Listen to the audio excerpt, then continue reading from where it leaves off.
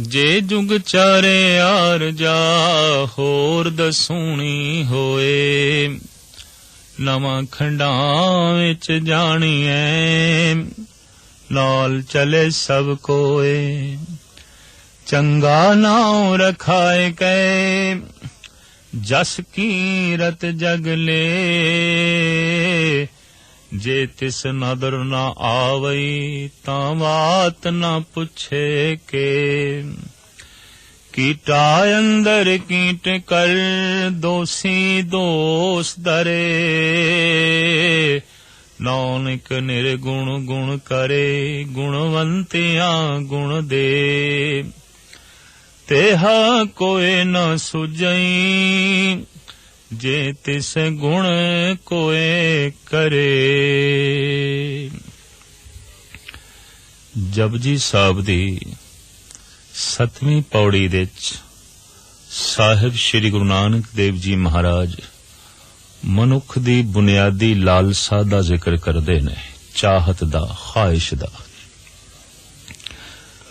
प्राणा दे गहरे तल दे जीवन दी आस बड़ी प्रबल है, जीवन दी लालसा बड़ी प्रबल है और ये हकीकत है कि जितनी प्रबल जीवन दी लालसा होवेगी उतना ही प्रबल मरण दा भय होवेगा। एक सिक्के दे ये दो पहलू ने और एक पहलू अलग नहीं कीता जा सकदा। जीवन दी जितनी वड्डी लालसा मरण दा उतना ही वड्डा भय। किसे मासूम बच्चे नू जद कोई बुजुर्ग असीस भी देंदा है तां यही कहंदा है तेरी उम्र बहुत वड्डी होवे, तू हजारां साल तक जीवे, तू बहुत वड्डी उम्र भोगे। तो बहुत वड्डी उम्र भोगना कोई असीस नहीं है, इनू आशीर्वाद नहीं समझना चाहिए। पृथ्वी दे उत्ते ऐसे दरख्त खड़े ने जिन्हां दी उम्र 2000 साल तो भी ज्यादा है। अजगर सप कहंदे ने बहुत लंबी उम्र रखदा है। सागर दे च अनेकां ऐसियां मछलियां ने जो 500 साल तो भी ज्यादा जिंदा रह सकदियां ने। तो ज्यादा जीवना कोई खास मैने नहीं रखदा। सफल जीवन जीवना धर्म दा ये मूल उपदेश है। लंबी उम्र भोगनी ये कोई बहुत वडियाई नहीं, चंगी जिंदगी भोगनी ये वडियाई है। तो सतगुरुदेव जी महाराज दा फरमान है कि जीवन दी चूंकि पहली लालसा वड्डी उम्र है, ज्यादा जीवना है, रोगां दे च ग्रसिया होया मनुख जो दायमी रोगी है, दिन रात रोग दी पीड़ा दे च व्यतीत हो रहा है, वो भी जीवना चाहता है। बुढ़ा हो गया है, हड्डियां दा ढांचा हो गया है, चलण दी समर्था नहीं रही, सुनन दी समर्था नहीं रही, कुवते गोयाई भी नहीं रही, सोच शक्ति भी नहीं रही, पर जीवना वो भी चाहता है। जीवन दी बहुत वड्डी प्रबल लालसा इस बुढ़े दे अंदर भी मौजूद है। और जितना प्रबल जीवन दी अंदर कोई लालसा रखेगा उतना ही मौत दे भय तो भयभीत होवेगा। तो सतगुरुदेव जी महाराज कहते हैं उम्र इतनी लंबी होवे, कितनी, जे जुग चारे आर जा, रूहे जमीन देते इतनी वड्डी उम्र अज तक ते किसे दी होई नहीं। लेकिन सतगुरुदेव जी महाराज कहते हैं 500 वरे जीवना, 1000 साल जीवना कोई बहुत वड्डी गल नहीं। कोई जीवे 4 युगां तक, इतनी लंबी जिंदगी किसे नू प्राप्त हो जाए। जे जुग चारे आर जा होर दसूनी होए। एक एक युग दी उम्र भी पुराणिक ग्रंथां दे मुताबिक लखां साल दी है, ते हुण 4 युगां दी उम्र ते काफी बनदी है। ते सतगुरुदेव जी महाराज कहंदे ने ए होर 10 गुणा वध जाए, इतनी लंबी उम्र होवे। जे जुग चारे आर जा होर दसोणी होए। तो प्रथम लालसा जीवन दी, दूसरी लालसा मनुख दे अंदर ये आउंदी है कि हर बंदा मैनू चंगा चंगा आखे, महान आखे, हर बंदे दी जबान दे ते मेरी उपमा होवे, मेरी तारीफ होवे। मनुख दी बुनियादी बुखां दे चों ये भी एक बुख है। जिथे बहुत लंबी उम्र भोगना चाहता है, उत्थे ये भी चाहता है कि हर एक दी रसना ते मेरा जिक्र होवे, हर एक जबान मेरी तारीफ करे, मेरी उपमा दे पुल बनने। तो पातशाह दा फरमान है, नवां खंडां विच जाणीए नाल चले सब कोए। सिर्फ वड्डी उम्र ही ना होवे, बल्कि 9 खंड पृथ्वी दे च जाने आ जाए। किसी दी तां सिर्फ वाकफियत अपने घर दे च ही होंदी है, घर दी 4 दीवारी दे च ही लोकी जानदे ने उसनू। इस तो ज्यादा किसी नू कोई नहीं पता। लेकिन कुछ एक मनुख ऐसे होंदे ने कि उन्हों मुहल्ले वाले भी जानदे ने। जिस कलोनी दे चो रहिंदा है, सारे उसनू जानदे ने, उसदी इतनी चर्चा होंदी है। कई दफा इस तो ज्यादा मनुख समर्थ बन जाता है, ते जिस शहर दे रहिंदा है, सारे देशवासी, सारे शहरवासी उसनू जानदे ने, सारे देशवासी उसनू जानदे ने। और कई दफा ऐसा भी होंदा है कि सारा संसार उसनू जानदा है। इतनी उसदी प्रतिष्ठा हो जाती है, इतनी उसदी जगत दे चर्चा हो जाती है, सारे संसार विच उदी गल चलदी है। तो पातशाह कहंदे ने सिर्फ यही ना होवे कि उसकी उम्र बहुत वड्डी होवे, 9 खंड पृथ्वी दे जानिया भी जाए, 9 खंड पृथ्वी दे सारियां नू पता भी होवे कि इस ढंग दा भी कोई मनुख है। पर साहब नाल कहंदे ने नाल चले सब कोए। वो जिस पासे जावे ओदे नाल हामी भरन वाले सारे ही होवन। मजाल है कोई इनकार कर जाए, कोई सामने खड़ा हो जाए, ओदे नक्शे कदम ते चलन वाले होवन। जिधर ओ चले जगत उस पासे चले, जो कुछ ओ बोले जगत ओही कुछ करे। इतनी वड्डी कोई समर्था दा मालिक हो जाए, पातशाह कहने ने फिर होर भी उसदे कोल खूबियां होवन। चंगा नाव रखाए के जस की रत जग ले। इतना उसदा नाम चंगा हो जाए कि संसार दी हर जबान दे ते उसदी कीर्ति होवे, उसदा जस होवे, उसदी महिमा होवे। महाराज कहते ने इतनियां खूबियां दा भी कोई मालिक बन जाए तां जे तिस नदर ना आवई तां वात ना पुछे के। जे परमात्मा दी निगाह दे थल्ले नहीं आया तां अगे किसे ने गल नहीं पुछनी। भाव जीवन व्यर्थ चला गया। मनुखां दी नजरां तो उच्चा उठना आसान है, परमात्मा दी निगाह दे थल्ले आ जाना औखा है, बहुत कठिन है। जीवन दी प्रबल लालसा इस गल दा सबूत है कि जीवन दे कोई पूर्णता प्राप्त नहीं हुई। जिस दिन पूर्णता प्राप्त हो जाती है, जीवन दी लालसा खत्म हो जाती है। जिस दिन पूर्णता प्राप्त हो जाती है, मरण दा भय भी खत्म हो जाता है। बुनियादी रूप विच ते भय मनुख दे अंदर इक्को ही है, मरण दा, और कोई भय नहीं है। मनुख जद भी डरदा है, मौत तो डरदा है। सप तो मनुख नहीं डरदा, सर्प दे अंदर छुपी हुई उसनू अपनी मौत दिखाई देंदी है, उस तो डरदा है।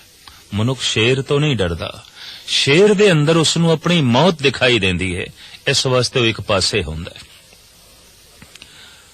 और अगां चलिए, मनुख दे अंदर ये जिहड़ा प्रबल भय है, ये रोम रोम दे च व्यापक है। इस वास्ते सियाणे कहंदे ने कि धर्म दी मूल शिक्षा इन्हां ही 2 गल्लां दे उपर खड़ी है कि जीवन दी लालसा तो उच्चे हो जाना ते मरण दे भय तो रहत हो जाना। भय ते मरण दा ही है। ते मौत शास्त्रकारां ने कई तरह दी मनी है आर्थिक मौत, राजनीतिक मौत, समाजिक मौत, धार्मिक मौत, शरीरक मौत, बौद्धिक मौत। मौत दे इन्ने अनेकां पहलू ने। आर्थिक मौत, दिवालिया हो गया है, बाल बाल करजाई हो गया है, देना सारियां दा है, लेना किसे कोल भी नहीं।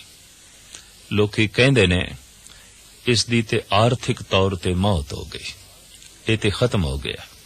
अर्थ दी दुनिया दे च ये मिट गया, धन दी दुनिया दे च ये खत्म हो गया। तो चर्चा चल पैंदी है इहदी आर्थिक तौर ते मौत हो गई।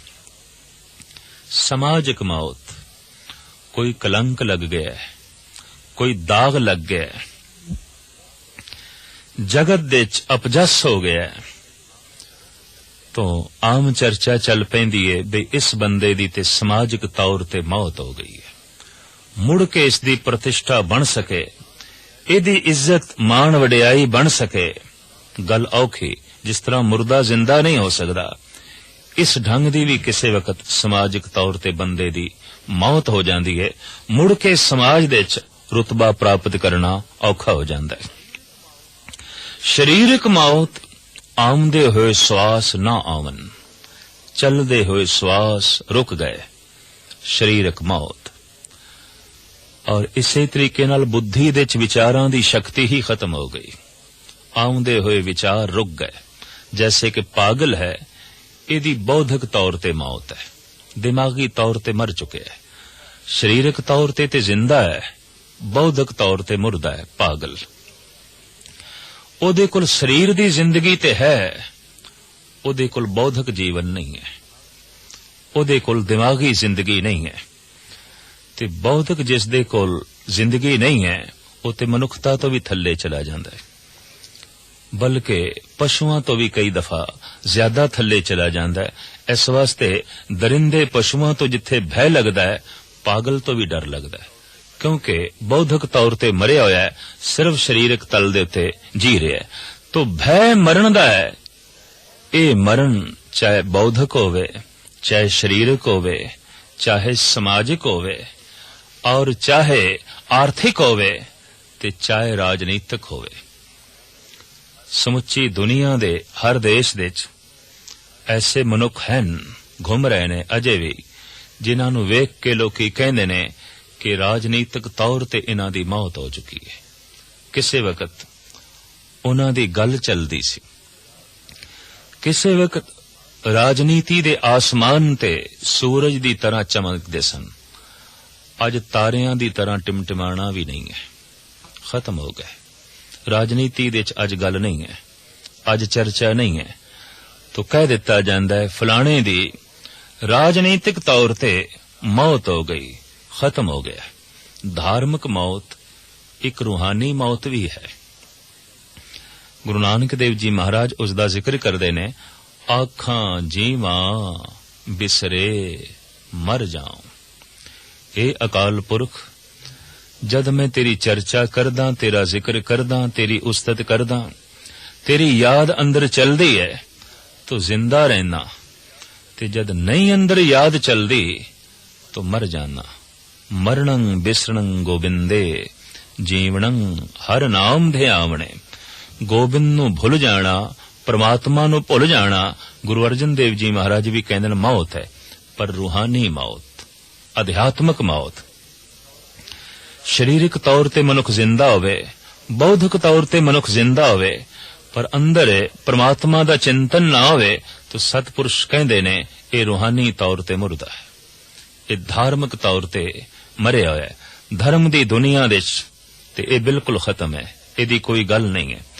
तो भय मौत दा है, चाहे ये मौत राजनीतिक होवे, समाजिक होवे, धार्मिक होवे, शरीरिक होवे या आर्थिक होवे, भय मौत तो ही लगता है, क्योंकि मौत दे च मनुख मिटदा है, खत्म होंदा है, ते खत्म होना नहीं चाहता, कारण अधूरा है। अगर पूर्ण हो जाए तो फिर मौत आनंददायक बन जाती है।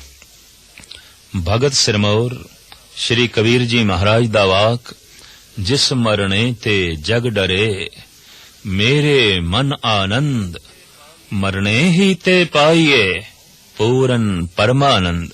मौत क्यों आनंद बन गई? क्योंकि जीवन दी लालसा नहीं रही। ते जीवन दी लालसा क्यों नहीं रही?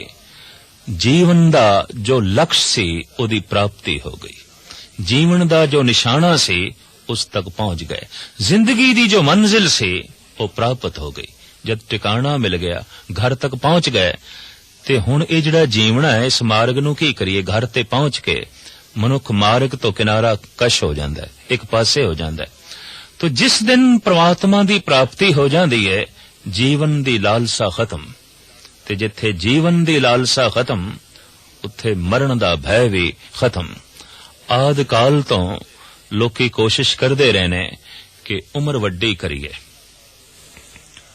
और इस तरह दा आबे हयात, इस तरह दे कुश्ते वैद लोग बनांदे रहने, जिहदे नाल मनुख वड्डी उम्र भोग सके। अमर फल दी दास्ताना भी धार्मिक ग्रंथां विच मिलदियां ने, जिन्हूं खा के बंदा अमर हो जांदा है। अमर फल लगदा है कोई बूटी, कोई दवाई, इस ढंग दी मनुख तलाश करदा रहा है जिस दे नाल ज्यादा दिन तक जी सके, ज्यादा दिन इस पृथ्वी दे ते श्वास लै सके। इस लालसा ने तरह तरह दी जड़ी बूटियां नूं जन्म दिता, कुश्तियां नूं जन्म दिता, आबे हयात दी तलाश करन देते मनुख नूं मजबूर कीता, और अमर फल दी तलाश करन लगिया मनुख ने अपनी जिंदगी बतीत कीती। दूजे पासे जोगी श्वासां नूं ही रोक के बैठे ने। इस वास्ते उम्र लंबी करनी है, ज्यादा जी लईए, ते जीवना ते इह श्वास है, इस पूंजी नूं बचा लईए। पूंजी नूं अगर जमीन दे दफन ही कर दईए तो किसे कम दी नहीं है। ये ठीक है, पूंजी दा मनुख पूंजीपति बना रहिंदा है, लेकिन पूंजी किसे कम नहीं, न किसे दे कम आई, न अपने कम आई। श्वासां नूं रोक के जो बैठ गया है, जीवन व्यर्थ गवा रहा है, समा व्यर्थ जाया कर रहा है। लेकिन लंबी जिंदगी भोगण दी लालसा इस तरह दी साधना करन देते भी मजबूर कर दी है, और इस तरह दी साधना जे किसी दी सफल हो जाए ते साहिब कहंदे ने वो इतना जीवे जितना कि 4 युग ने। ते 4 युग ही क्यों, उसदी जिंदगी इतनी लंबी होवे कि होर 10 गुणा वध जाए। सारी दुनिया दे च ओदा जस होवे, सारी दुनिया दे च ओ जानिया जाए, ते जिधर जावे ओदे नक्शे कदम ते चलण वास्ते हर एक तैयार होवे, हर एक दी रसना देते उसदी कीर्ति होवे, उसदी महिमा होवे। पर जो परमात्मा दी निगाह दे थल्ले नहीं आया, तां साहिब कहंदे ने अगां चल के इसदी किसे ने गल नहीं पुछनी, ते होवेगा कि साहिब गुरु नानक देव जी महाराज दा फरमान, कीटा अंदर कीट कर, दोषी दोष दरे। कीड़ियां दे चों कीड़ा सब तो निखिद है बिष्टा दा कीड़ा। उत्तम कीड़े भी हैगे ने, जैसे रेशम दा कीड़ा शहतूत दे पत्ते खांदा है, रेशम उगलदा है। उस कीड़े नूं वेख के असी घृणा नहीं कर सकते, पर जो बिष्टा दे ची रुल रहा है, बिष्टा ही खा रहा है और बिष्टा हो गया है, कीड़ियां दे चों ए निखिद कीड़ा। तो कोई इतनी महिमा दा मालिक होवे ते परमात्मा दी निगाह दे थल्ले नहीं आया, साहिब कहंदे ने कीड़ियां दे च ऐसा कीड़ा बनेगा जो बिष्टा दा कीड़ा है, निखिद कीड़ा है। कीटा अंदर कीट कर, दोषी दोष दरे। इस दोषी दे ते तरह तरह दे दोष आयद होणगे कि तू मनुख दी नजरां तो उच्चा उठण दी कोशिश कीती, परमात्मा दी निगाह थल्ले आण दी कोशिश ना कीती। तू झूठा सन्मान प्राप्त करन दी कोशिश कीती, तू सच्ची इज्जत मान वडियाई प्राप्त करन दी कोशिश ना कीती। अंजाम की होया, कीटा अंदर कीट कर, दोषी दोष दरे। पर साहिब गुरु नानक देव जी महाराज अगे फरमान करदे ने, परमात्मा दे दरवाजे हमेशा लई किसे वास्ते बंद नहीं। अगर कोई द्वार ते दस्तक देवे, भावें मुद्दत बाद देवे, किसे वक्त भी देवे, परमात्मा द्वार खोलण नूं तैयार है। इस वास्ते सतगुरु कहंदे ने, नानक निर्गुण गुण करे, गुणवंतियां गुण दे। वो ऐसा बख्शिंद है, ऐसा दयालु है, जिहदे कोल कोई भी गुण ना होवे पर उसदा द्वार खटखटा देवे, गुणा नाल उसदी झोली भर देंदा है। और एक गुण इतना महान है कि लखां रुपए दे बदले भी बाजार विच मिलेगा नहीं। सबर, संतोख, खिमा, सील, संजम और प्रभु दा ज्ञान, आनंद, रस बाजार विच सारी पूंजी भी खर्च करिए ते नहीं मिलेगा। पर परमात्मा ऐसा दयालु है, जिहड़ा उसदे द्वार दे उत्ते दस्तक देंदा है, अपने दैवी गुणा नाल उहदी झोली भर देंदा है। तो सतगुरु दा फरमान, नानक निर्गुण गुण करे, गुणवंतियां गुण दे। ते जिहड़े पहले तो ही गुणवान ने, उन्हां दी झोली दे च होर गुण पा देंदा है। ते मनुख दी महानता गुणा करके, कोई मनुख निखिद्धा है, किस तरह पहचान होवेगी? अवगुण ने। ते कोई मनुख महान है, किस तरह पहचान होवेगी? उहदे कोल गुण ने। कोई परमात्मा दे नेड़े चला गया, किस तरह पहचान होवेगी? उहदे कोल गुण ने। ते गुण सारे ही परमात्मा दे ने। जैसे पृथ्वी दे उत्ते जितनी भी रोशनी है, सारी दी सारी सूरज दी है। जगत दे जितने भी गुण ने, सारे दे सारे गुण अकाल पुरख दे ने, परिपूर्ण परमात्मा दे ने। तो साहिब कहंदे ने, जिहड़ा गुणवान है, गुणा नाल उसदी होर झोली भर देंदा है। ओ परिपूर्ण परमात्मा जिहड़ा उसदे द्वार दे ते दस्तक देंदा है। नानक निर्गुण गुण करे, गुणवंतियां गुण दे। तेहा कोय न सुझई, जे तिस गुण कोय करे। साहिब गुरु नानक देव जी महाराज दा फरमान, मैं समूह जगत दे उत्ते निगाह मार के वेख लईए, ऐसा दाता होर कोई भी नहीं। परमात्मा वर्गी होर कोई हस्ती नहीं कि निगुणियां नूं गुण दे देवे ते गुणवानां दी झोली होर गुणां नाल भर देवे, आनंद नाल भर देवे। ऐसा बख्शिंद, ऐसा दयालु, ऐसा समग्र व्यापक परमात्मा वर्गा होर कोई भी नहीं। तेहा कोय न सुझई, जे तिस गुण कोई करे। इस तरह दे गुण कोई होर दे सके, परमात्मा तो इलावा मैनू होर कोई नहीं दिखाई देंदा। और वास्तविक ये सही खोज सतपुरुषां दे सामने ही आई है कि दाता केवल परमात्मा है, अकाल पुरख है, और वो दात दे रहा है। दात की होंदी है? जिहदे बदले विच कुछ चुकाना ना पवे ते सानू मिल जाए।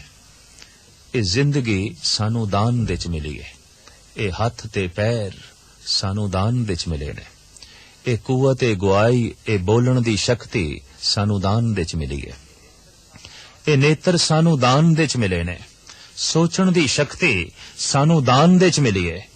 और कोई मनुख अपनी झोली वड्डी करे तां होर बहुत कुछ उसदी झोली दे च पै जांदा है। ਉਹ ਦੇਣ ਨੂੰ हर वक्त तैयार है। दरअसल लैण वाले दी झोली छोटी होंदी है या लैण वाला थक जांदा है। देंदा दे, लैंदे थक पाए, लैण वाला ही थक जांदा है, वो देंदिया नहीं थकदा। ऐसा वो दातार है, ऐसा वो परिपूर्ण परमात्मा है। इस वास्ते साहिब श्री गुरु नानक देव जी महाराज फरमान करदे ने, समग्र दुनिया दे उत्ते दृष्टि मार के मैं वेख लिया, तेहा कोय न सुझई। इस तरह दा होर कोई भी नहीं जिहड़ा इस तरह दे गुणां दे नाल झोली भर देवे, रब्बी दैवी संपदा दे नाल माला माल कर देवे। इस तरह दा दाता जगत दे च होर कोई नहीं। अक्सर देखण दे च आया कि बहुत दफा मंगीए भी तां भी मनुख नहीं देंदा, पर परमात्मा ऐसा है कि अणमंगिया दान देवना, कहो नानक सच संभाल जियो। उते ऐसा बख्शिंद है, उते ऐसा दयालु है, अणमंगिया ही झोली च पा देंदा है। मां बाप मिल गए ने, बिना मंग तो मिले ने। औलाद मिल गई है, बिना मंग तो मिल गई है। शरीर मिल गया है, बिना मंग तो मिल गया है। हथ पैर मिल गए ने, बिना मंग तो मिल गए ने। सूरज दी रोशनी बिना मंग तो मिली है। घर दे विच जैसे बिजली जलदी है ते महीने बाद बिल देंदे आ, सदियां तो सूरज रोशनी दे रहा है, मुफ्त विच दे रहा है, दान विच दे रहा है, बदले विच असी कुछ नहीं चुका रहे। तो ऐसा वो परिपूर्ण परमात्मा दाता है, उस नाल जे संबंध विछिन्न हो गए ने, टुट गए ने, ये मनुख दी बदकिस्मती है। ते टुटण दा इक्को एक कारण है, जीवन दी लालसा ते मरण दा भय। हर वक्त जीवन दी लालसा दे च रहना ते हर वक्त मरण दे भय दे च रहना। कई मनुख ते इतने भयभीत होंदे ने कि अठे पैर उन्हां दे दिमाग चों एक गल किधरे निकलदी ही नहीं कि मैं बीमार ना पै जावां, मैं मर ना जावां, बनी बनाई प्रतिष्ठा मेरी खत्म ना हो जाए, कमाया होया धन किधरे मेरा नाश ना हो जाए। इस तरह दे नाश होने दा भय हर वक्त जो है बनिया रहिंदा है। लिहाजा जीवन दी लालसा दा बोझ दिल दिमाग दे ते असवार रखदे ने। साहिब श्री गुरु नानक देव जी महाराज दा फरमान, मरने की चिंता नहीं, क्यों जीवन की नहीं आस, तू सर्व जियां प्रित पालई, लेखे सास गिरास। ये अकाल पुरख सानू मरण दा भय नहीं रहा, क्यों जीवन दी लालसा ही नहीं रही। ये अवस्था बनदी है उन्हां भगतां दी जिन्हां नू पूर्ण परमात्मा मिल गए। परमात्मा दे मिलदियां ही जीवन दी लालसा खत्म, परमात्मा दे मिलदियां ही मरण दा भय खत्म, परमात्मा दे मिलदियां ही गुणां नाल झोली भर गई। और एक एक गुण ऐसा रस देंदा है, ऐसा विस्माद देंदा है, ऐसी समाधि दे च मनुख नू ले जांदा है जिस रस दे उत्ते, जिस आनंद दे उत्ते दुनिया दे सारे रस कुर्बान कीते जांदे ने, दुनिया दे सारे सुख कुर्बान कीते जा सकदे ने। लिहाजा इस तरह दे सुख ते आनंद नाल भगतां दी झोली हमेशा भरी रहंदी है। साहिब कहंदे ने ओ परिपूर्ण परमात्मा इस तरह दे दैवी गुणां नाल भगतां दी झोली भर देंदा है और उन्हां नू सदैवी प्रसन्नता प्रदान कर देंदा है।